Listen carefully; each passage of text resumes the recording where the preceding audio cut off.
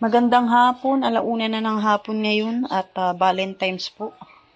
May problema kami. Ito po yung tubig po natin, yung water pump po ay may tagas, no? Tingnan nyo yung lumalabas na tubig, oh. Sobrang dumi, hindi po natin magagamit. Marumi po talaga, no? Yung water pump po, umaagas po yung tubig. Tapos nang binuksan po natin kasi tinatanggal natin sa saksakan dahil nga tumatagas. So ganito po yung kulay ng tubig na lumalabas. Oh, di ba? So nagpatawag kami ng gagawa si Kuya Nards kaya lang hindi naman po dumating. Inaantay natin. Tingnan nyo yung hugasan natin nakatambak. Wala tayong magagawa kasi tingnan nyo naman, oh. Hindi natin magagamit dahil madilaw. So, pwede po siya isang buong gabi patitiningin mo, no? Bababa po yung kalawang. Yun, pwede po natin siyang magamit. So, ngayon, mag-iimbak po tayo bago natin tanggalin sa saksakan. Ayan, namamatay-matay po yung tubig. Sira po talaga yung water pump natin. Mag-iipon ako ng tubig, tapos papatay natin maya-maya lang. Kasi hindi pwedeng, nakabukas lang dahil may butas po talaga yung water pump, So, yan, mag-iipon muna tayong tubig. O, tinapon po natin yung tubig kanina. Ito na po yung lumabas. Kailangan talagang buksan kasi nga dumidilaw talaga yung tubig, nangangalawang. Hindi po namin ginagamit dahil nga po may butas yung water pump. Tignan po natin yung water pump na tumatagas. Nagka-problema po ito kahapon. No? So, ayan po. Naku. Grabing tagas talaga, oh. O, diba? Ayun, oh. Yung tagas po dito. Ito po yung naging problema, oh. Lakas ng tagas. Pag binubuksan siya, ganyan. Tignan nyo, parang umuulan na dito. Sira po yung water pump natin. Kaya kailangan patayin. Pagkatapos natin mag-ipon ng tubig, kailangan patayin. Ayan po, oh. Grabe tagas. Kaya pala mahina yung tulo ng gripo natin dito kasi mas malakas po yung tagas dun sa water pump. Yun po yung ipapagawa natin kay Kuya Nards, kaya lang hindi naman dumating ngayon. Kagabi pa po namin tinawagan kasi kahapon lang namin nakita yung problema sa ating tubig. Yan, malinaw-linaw naman yung tubig natin ngayon. Pwede naman kahit papaano magamit. Yan, puno na. Eto, nakaipon na po tayo ng tubig. Pati dun sa CR. Eto, ayan, malinaw na. Sa unang bukas lang pala, marumi. Pero pag tuloy-tuloy po ang gamit ng tubig, lilinaw po siya. Sa una lang. Ayan, dahil nakaipon na tayo ng tubig, tanggalin na natin. Kasi baka masira lalo yung ating water pump. Kasi Kuya Nards yung gagawa ng ating water pump. Ang lakas ng tagas. Oo. Pag binuksan siya, oo. Ginamit namin, tignan mo baha, oh. Dito siya, oh. Ang tulo niya, ang tagas niya dito, oh. Ito. Grabe, ang lakas, oh. Tingnan nyo, baha na dito. Okay na yung malakas. Lumipat naman dito. La. Anuhan mo na lang kaya lahat. Dito. Oh. Hirang buhay ito. Ayan, oh, tumutulong. Wala na. Nung natakpan yung malakas, naglabasan naman yung ibang maliliit na singaw o butas. Ano tayo niyan? Hindi naman natin pwedeng palitan yan at mahal din.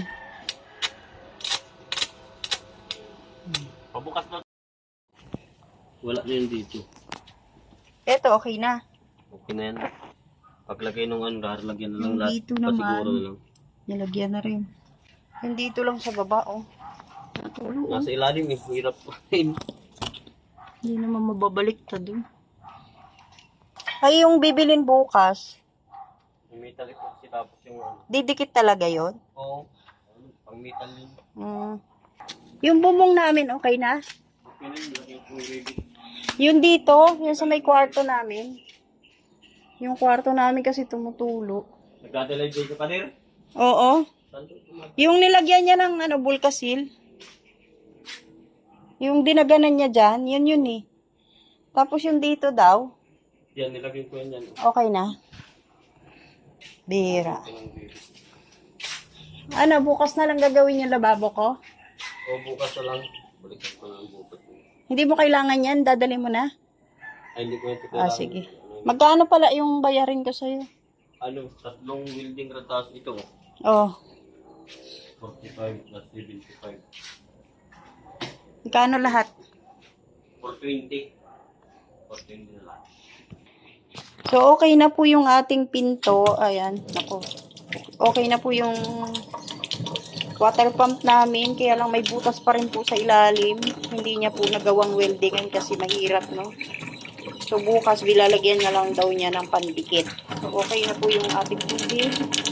Ngayon, ang problema ko na lang, ang ipapagawa na lang natin dito ay yung itong lababo, no? Kasi lagi pong basa dito, ayan. Pag naghuhugas tayo, diretso pa ganon yung tubig hanggang nababasa po hanggang dito, no? So, ang gagawin natin, ipapababa natin tong lababo. Bukas na lang daw gagawin yan, Kuya Nards. Ayan na. Tapos, isa pa sa pinagawa po natin, kasi ito sumasayad po yung pinto natin, ano? Ayan, pinagawa rin natin. So, okay na po. Hindi na po siya sumasayad. No, dati kasi pagka sinasara natin to, hahatakin natin. Sayad po talaga dito sa sahig. So, ayan, wala nang sayad. At saka, isa rin sa pinagawa natin ay yung bubong natin dito sa gilid. No, hindi na natin nakuhanan kasi maabon-abon na. Kasi tumutulo po yung tubig dito sa kwarto. So, ayan, nalagyan na raw niya ng welding. Naayos na daw niya. So, ayan, nabawasan na po yung ating problema. Naayos na po yung ating mga problema sa water pump. Ayan, natapos na po yung ginawa ni Kuya Nards na lababo namin. Pati yung tubig. Yung pinto, ano Kuya Nards? What? Yung pinto, okay na din. Yan na po. O, diba? Marami rin palang dumi-dumi yung lalim kaya nasayad. Pero hindi naman. Binawasan ko na yung lalim. Okay na. Sige, thank you. Ayun okay ka lang? Magandang hapon. Ayan, magandang hapon po. Nandito tayo sa kusina. Ayan, nakikita nyo maalikabok. No? Sobrang maalikabok. Lahat ng gamit natin nagkaalikabok. O, ayan. Kasi po, meron po tayong pinagawa dito. Ito po yung lababo po natin. Ayan. Pinabago po natin kasi tumutulo po yung tubig papunta po dito. So, pag naguhugas kami ng plato, bumabaha po dito, no? So, ayan, pinaayos natin. Ang ginawa po ni Kuya Nards ay, ito po.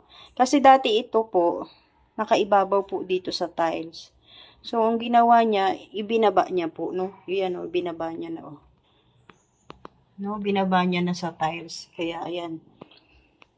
Ngayon, maalikabok po yung ating kusina hanggang dito. Gawa nga po ng pag-aayos dito, no? Pero okay na po. Tapos dito, hanggang dito po, no? At inayos niya rin yung bara. So, yun na. Makalat na nga po. Ang gagawin natin ay lilinisin na nga po natin yan, ano? Pero salamat po, no? At naayos na rin po yung mga kailangan naming ayusin. Kailangan naming ipaayos. Yung tubig, okay na. Kasi yung water pump din natin nagka-problema. So, si Kuya Nards din po ang gumawa nun. Tsaka yung bubong natin, yung pinto rin po sa harap, na dati sumasayad, ngayon po hindi na, no? So, ayan na po, okay na. Lilinisin na lang po natin dito.